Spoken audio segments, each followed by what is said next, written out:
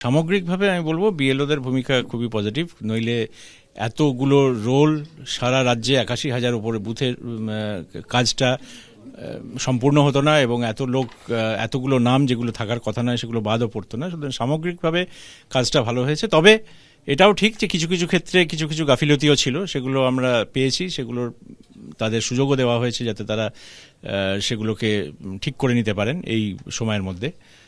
তারও কিছু ফল আমরা পেয়েছি।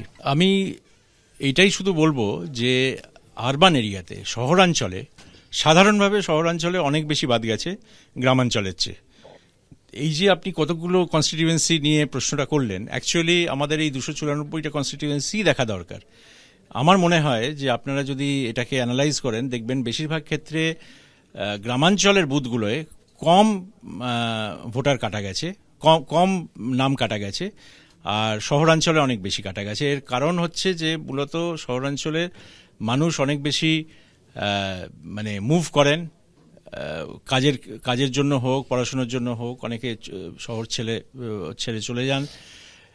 মৃত ভোটারদের আপডেশন প্রতি বছর যে সামারি রিভিশন হয় তাতে সেরকমভাবে হয় না, কারণ এখানকার বিএলওরা যদিও স্থানীয় ব্যক্তি কিন্তু তাদের সাথে সেরকম যোগাযোগ পাড়ার লোকেদের নেই যতটা গ্রামাঞ্চলে আছে। সেজন্য শহরাঞ্চলে একটা অ্যাকিউমুলেট করে এই সময়ের মধ্যে আস্তে আস্তে আস্তে আস্তে বাড়তে থাকে, যে সংখ্যাটা থাকার কথা নয় রোলে, এবং তারই আমরা প্রতিফলন দেখছি এই এক্সারসাইজে। 58 লক্ষের মতো নাম বাদ যেতে পারে এরকম একটা শোনা যাচ্ছে, নির্বাচন কমিশন সূত্রে খবর পাওয়া যাচ্ছে। ঠিক কতটা নাম বাদ যেতে পারে? 58 লক্ষ না সংখ্যাটা আরো বেশি? কালকে ড্রাফট রোল পাবলিশ হবে।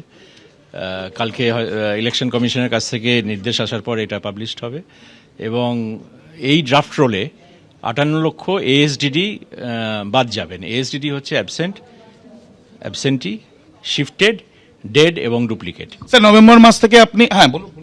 তো এই নাম বাদ যাবে। সুতরাং এই 58 লক্ষ নাম ড্রাফট রোলে থাকবে না। বাকি যারা 2025-এর রোলে ছিলেন এবং যারা এনিউমারেশন ফর্ম জমা দিয়েছেন তাদের সবারই নাম থাকবে। স্যার আপনি নভেম্বর মাস থেকে শুরু করেছেন কাজ। পশ্চিমবঙ্গ এসআইআর এর জন্য কতটা স্বচ্ছ ভোটার তালিকা পেতে চলেছে, এবং তার মধ্যে আমরা যেটা জানি যে এখানে মৃত ভোটার থেকে আরম্ভ করে ভুয়ো ভোটার, সেই বিষয়গুলো সামনে এসছে, এবং কতটা নজরে পড়ল? এই যে সংখ্যাটা আমি বললাম যে 58 লক্ষ তো আমরা এমনিই পেয়েছি। এরপরে যেটা লজিক্যাল ডিসক্রিপেন্সি, এই লজিক্যাল ডিসক্রিপেন্সিতেও প্রায় 1,36,00,000 মতো নাম পাওয়া গেছে।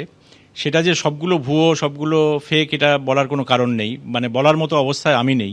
তার কারণ হচ্ছে যে এগুলো আরও পরীক্ষা করে দেখতে হবে। এর মধ্যে কিছু মানে প্রযুক্তিগত ভুল আছে, কিছু ডেটা এন্ট্রিতে ভুল আছে, অন্যান্য কিছুতেও কিছু কিছু ক্ষেত্রে ভুল আছে। তো সেই ভুলগুলো পরীক্ষা করে শুনানি করে তাদের মধ্যে কিছু লোক আসবেন আর কিছু লোক আসবেন না। স্যার নাম বাদ গেলে মুখ্যমন্ত্রী হুঁশিয়ারি দিয়েছেন বড়সড় আন্দোলনে নামবেন। কাজের ক্ষেত্রে এটা কতটা চাপ বা প্রেশার মনে করেন, বা আপনারা অনুভব করছেন এখন থেকে এরকম কিছু? না, আমার তো এটার কোনো প্রেশার মনে হচ্ছে না, কারণ ইলেকশন কমিশনও তো একই কথা বলছেন যে যারা জেনুইন ভোটার তাদের যেন বাদ দেওয়া না হয়, আর যারা জেনুইন ভোটার নয় তারা যেন রোলে না থাকে। এবিপি আনন্দ, এগিয়ে থাকে, এগিয়ে রাখে।